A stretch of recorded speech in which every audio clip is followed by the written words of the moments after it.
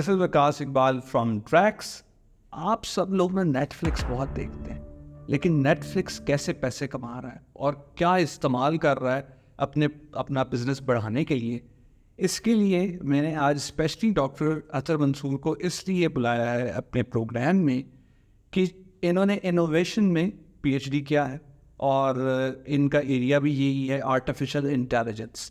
तो artificial intelligence किस तरह से नेटफ्लिक्स को हेल्प कर रहा है उसका क्लाइंटेल भी बढ़ाने में और उसका बिजनेस भी बढ़ाने में। Sir welcome to the show.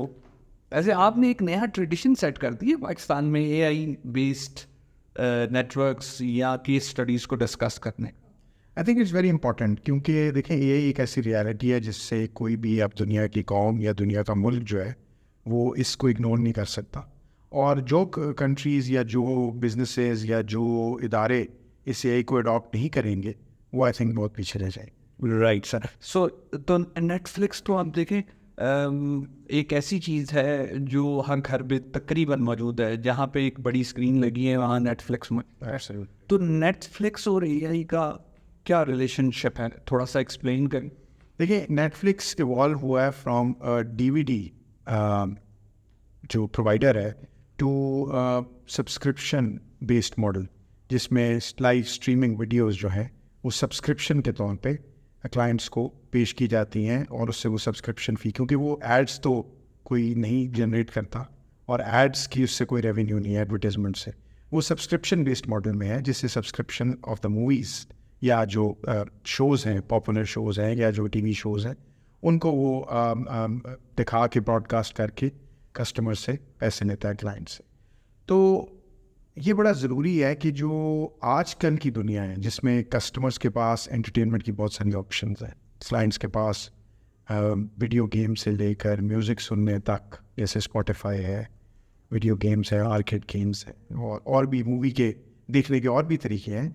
तो नेटफ्लिक्स को एआई बेस्ड जो टूल्स हैं उसके यूजेज को कंबाइन करना, ब्लेंड करना बहुत ज़रूरी था और उन्होंने उसको बड़ा खूबसूरत अंदाज में अपने मॉडल के अंदर लेके आए हैं, उसको जेल कर लिया। क्योंकि देखें पुराने दौर में, आज से कुछ अर्सा पहले 10-20 साल पहले जब सिर्फ टीवी होता था या 25 साल पहले जब इंटरनेट इतना फ्लरिश नहीं किया हुआ था, तो लोगों की जो डे का पैटर्न होता था उसके हिसाब से टीवी ब्रॉडकास्ट किए करते थे, प्राइम टाइम जो होता था। जी, तो लोग जब घर पहुंचते थे शाम को तो उस वक्त न्यूज़ लगती थी, उसके थोड़ी देर के बाद कोई लाइट किस्म की कोई एंटरटेनमेंट का कोई स्टफ़ आता था और लेट नाइट मूवीज़ टेलीकास्ट या ब्रॉडकास्ट की जाती थी ताकि लोग इवेंचुअली बेड टाइम से पहले मूवीज़ देखें। यह था मैनुअल तरीका लोगों का और ये सबको one size fits all approach था। किसी ने अगर नहीं देखना, जनरली अज्यूम किया जाता था कि लोग जब घर आएंगे काम के बाद तो वह न्यूज़ देखेंगे, उसके थोड़ी देर बाद वो लाइट सी को एंटरटेनमेंट देखेंगे और फिर फाइनली एक बेड टाइम मूवी देख के वो सो जाएंगे। ये था यूएस में बेसिकली ट्रेंड और फिर दुनिया में भी ये रहा बड़ी देर तक।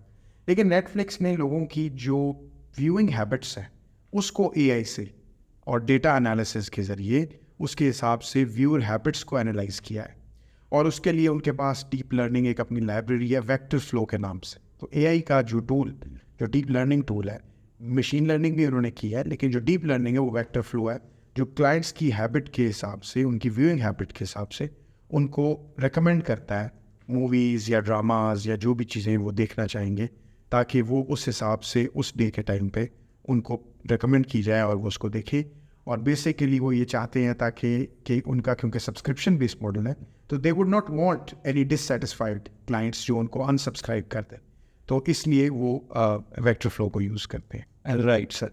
तो चैलेंजेस तो कोई ना कोई आए ही होंगे नेटफ्लिक्स को, या आ रहे होंगे एआई के यूजेज के बावजूद, लेकिन फिर भी वो इसको कंटिन्यू कर रहे हैं। तो आपको क्या लगता है फर्दर चैलेंजेस एआई से टैकल होंगे या नेटफ्लिक्स कोई और स्ट्रेटजी फॉलो करेगा? नहीं, आई थिंक वो एआई को और ज़्यादा स्ट्रांगली अडॉप्ट करेंगे। फॉर एग्जांपल एक और वेक्टर फ्लो के अलावा वो एआई के कंप्रेशन एल्गोरिदम्स को यूज़ करते हैं। अच्छा। जिससे जब वो ट्रांसमिट करना फाइल, उसका size by factor of 1000 reduce हो जाता है। बाय फैक्टर ऑफ 1000 का मतलब ये है कि जैसे का जोन्स की एक एपिसोड है, अगर उसका नॉर्मल साइज 750, उसके लिए 750 मेगाबिट्स बैंडविड्थ चाहिए, तो वो नेटफ्लिक्स का जो एआई का एल्गोरिदम है वो उसको रिड्यूस करके 750 किलोबिट्स कर देता है, ताकि हायर क्वालिटी जल्दी ट्रांसमिट हो जाए लोअर बैंडविड्थ के ऊपर, और इससे कस्टमर्स को ज़्यादा सेटिस्फेक्शन मिलती है जब हायर क्वालिटी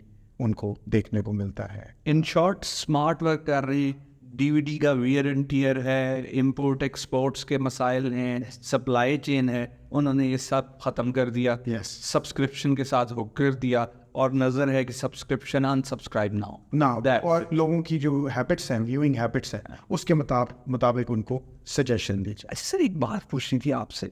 मैकडॉनल्ड वाली वीडियो में भी आपने बताया था कि 2017 से वो एआई को अपने बिजनेस मॉडल का हिस्सा बना चुके हुए हैं और उसको अप्लाई भी कर चुके हैं और फ़ायदा भी लिया है उन्होंने।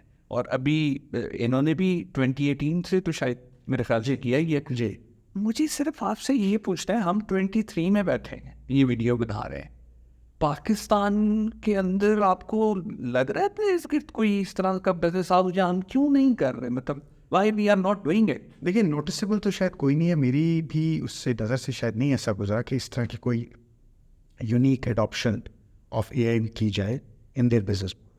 पाकिस्तान थोड़ा स्लो रिस्पॉन्ड कर रहा है। एक नेशनल होलिस्टिक एआई स्ट्रेटजी होनी चाहिए, पॉलिसी होनी चाहिए जो एआई को स्टेक होल्डर्स के साथ मिल के एक तो उसको कंसीव करे, फॉर्मुलेट करे, और फिर उसको इम्प्लीमेंटेशन के लिए वो एक्टर्स को ढूंढे जो चाहे एकेडमिया में है, चाहे इंडस्ट्री में है, चाहे पॉलिसी लेवल के ऊपर गवर्नमेंट में है, कि उनका एक ऐसा लिंक क्रिएट किया जाए। इनोवेशन कभी भी एक सिस्टमिक अंदाज के बगैर नहीं आ सकते, और सिस्टम वाइड इनोवेशन के लिए सिस्टमेटिक चाहिए। तो ये सिस्टम वाइड अगर इनोवेशन इसको अडॉप्ट करवाना है तो आई थिंक होलिस्टिकली उसको स्टेक होल्डर के साथ करना पड़ेगा। अदरवाइज आई थिंक जैसे आपने कहा 2018 में ये हो रहा था, उनके टूल्स यूज़ कर रहे थे, और 2017 में मैकडॉनल्ड्स कर रहा था, और फिर KFC भी बेटू के साथ मिलकर हमने फेशियल रिकग्निशन की बात की कि वो मूड्स को भी डिटेक्ट करेगा क्लाइंट के और कस्टमर के। तो आई थिंक पाकिस्तान पीछे रह रहा है इस रेस में, टेक्नोलॉजिकल रेस में। या अगर रेस नहीं भी है, चले हम किसी से रेस नहीं लगा रहे, हम अपनी ही वैल्यू क्रिएशन के लिए, अपनी सोसाइटी के लिए, बिजनेसेस के लिए, इकोनॉमी के लिए, प्रोडक्टिविटी बढ़ाने के लिए, इनोवेशन के लिए, इन्वेंटिवनेस के लिए और कंपेटिटिवनेस के लिए अगर चाहते हैं तो हमें एआई को अडॉप्ट करना पड़ेगा। Right, thank you so much sir. आप लोग जो ये वीडियो देख रहे हैं, अगर पाकिस्तान में कोई भी बिजनेस हाउस एआई को यूटिलाइज कर रहा है अपने बिजनेस ऑपरेशंस को बेहतर बनाने के लिए, टू डू कॉन्टेक्ट अस। हम आपके साथ भी वीडियो करेंगे ट्रैक्स के प्लेटफॉर्म से। टिल नेक्स्ट टाइम, अपना ख्याल रखें। अल्लाह हाफिज़।